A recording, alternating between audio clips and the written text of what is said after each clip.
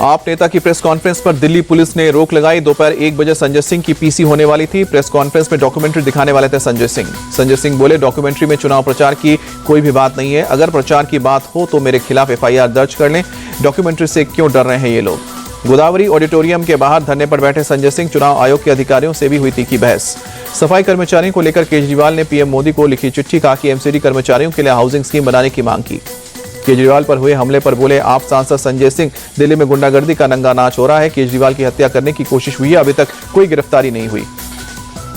संजय सिंह बोले, हत्या के प्रयास में अमित शाह और दिल्ली पुलिस भी शामिल। केजरीवाल पर हमला करने के लिए इन्होंने क्रिमिनल गुंडे भेजे। संजय सिंह ने कहा कि मामले में अभी तक कोई एफआईआर नहीं हुई है। पुलिस को स्वतः संज्ञान लेना चाहिए। चुनाव आयोग ने भी अभी तक एक्शन क्यों नहीं लिया। अरविंद केजरीवाल पर हमले को लेकर बोली दिल्ली की सीएम आतिशी। कहा कि एक शख्स राहुल उर्फ शैंकी जो हमले में देखा गया था वो हमेशा प्रवेश वर्मा के साथ दिखता है। अरविंद केजरीवाल पर हमला करने के लिए एक अपराधी को भेजा गया।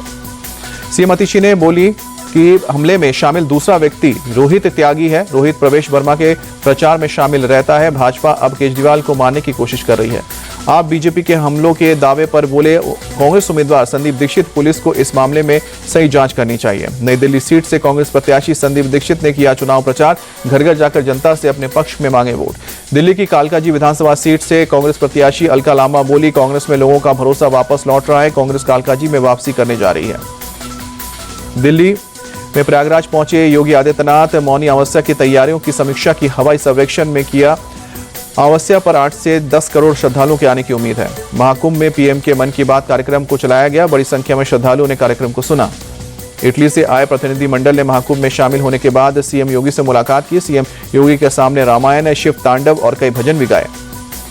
प्रयाग महाकुंभ के 7वें दिन भी श्रद्धालुओं का उमड़ा जनसैलाब। कड़ाके की ठंड और जबरदस्त कोहरे के बीच भी भक्तों ने लगाई संगम में आस्था की डुबकी। लाखों की संख्या में प्रयागराज पहुंच रहे हैं श्रद्धालु। आज दोपहर 12 बजे तक करीब 40 लाख भक्तों ने संगम में लगाई आस्था की डुबकी। प्रयागराज पहुंचे राजस्थान के सीएम भजनलाल शर्मा। महाकुंभ के अवसर पर संगम में स्नान भी किया। प्रयागराज में त्रिवेणी संगम घाट पर सुबह की आरती हुई। बड़ी संख्या में शामिल हुए श्रद्धालु। मौनी अमावस्या की भीड़ संभालने के लिए 17 एक्सपर्ट पुलिस अधिकारी तैनात किए गए। अमावस्या के दिन 10 करोड़ श्रद्धालुओं के आने की उम्मीद। रेडियो पर पीएम के मन की बात कार्यक्रम का 118वां एपिसोड प्रसारित किया गया। बोले, भारत लोकतंत्र की जननी है। संविधान सभा से जुड़े महापुरुषों को नमन। मन की बात में कुंभ को लेकर भी पीएम मोदी ने कहा कि कुंभ आस्था एकता का महाकुंभ है। महाकुंभ में युवाओं की भागीदारी बड़ी है। पीएम मोदी ने कहा कि कुंभ में किसी भी तरह का भेदभाव नहीं है। कुंभ लोगों को भारत की परंपरा से जोड़ता है। पीएम मोदी ने इसरो को दी बधाई। बोले कि भारत स्पेस से डॉकिंग करने वाला चौथा देश बना। 2025 में स्पेस में भारत की बड़ी उपलब्धि। केंद्रीय मंत्री और बीजेपी के राष्ट्रीय अध्यक्ष जेपी नड्डा ने अहमदाबाद में मन की बात कार्यक्रम को सुना। गुजरात सीएम भूपेंद्र पटेल भी मौजूद थे। सैफ अली खान पर हमला करने वाला गिरफ्तार। मुंबई पुलिस ने मोहम्मद शहजाद नाम के आरोपी को अरेस्ट किया। पुलिस के मुताबिक चोरी के इरादे से सैफ के घर में घुसा था आरोपी। सैफ पर हमला करने वाले आरोपी से जुड़ा बड़ा खुलासा। बांग्लादेश के झालुकाठी का रहने वाला है आरोपी शहजाद। 5 से 6 महीने पहले आया था मुंबई।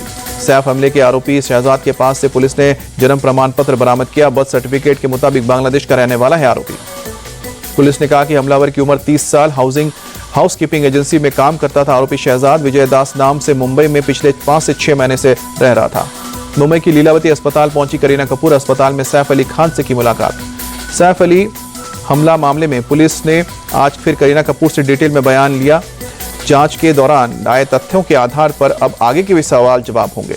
विधानसभा चुनाव से पहले बिहार में सियासत गरमाई। एनडीए से अलग थलग चल रहे पशुपति पारस ने एक हफ्ते में दूसरी बार लालू यादव से मुलाकात की। बिहार के सीएम नीतीश कुमार के बेटे निशांत पहली बार कैमरे के सामने आए और पिता के लिए वोट की अपील की। चंपावत के बनबासा पहुंचे सीएम पुष्कर सिंह धामी। नगर निगम के चुनाव के लिए अपने प्रत्याशियों के समर्थन में रोड शो किया। बड़ी संख्या में शामिल हुए लोग। केंद्र सरकार 14 फरवरी को चंडीगढ़ में पंजाब के प्रदर्शनकारी किसानों के साथ बैठक करेगी। बैठक में किसानों की मांगों पर चर्चा होगी। प्रस्तावित बैठक की घोषणा के बाद किसान नेता जगजीत सिंह ढालेवाल मेडिकल एड लेने के लिए तैयार हुए, लेकिन अपना अनशन नहीं तोड़ा। गोवा के सांकली में सीएम प्रमोद सावंत ने जनता दरबार लगाया। सीएम सावंत ने जनता के दरबार में लोगों की समस्याएं सुनी। फिरोजाबाद में ध्वनि प्रदूषण को लेकर प्रशासन की कार्रवाई। कई जगहों पर उतारे गए लाउडस्पीकर।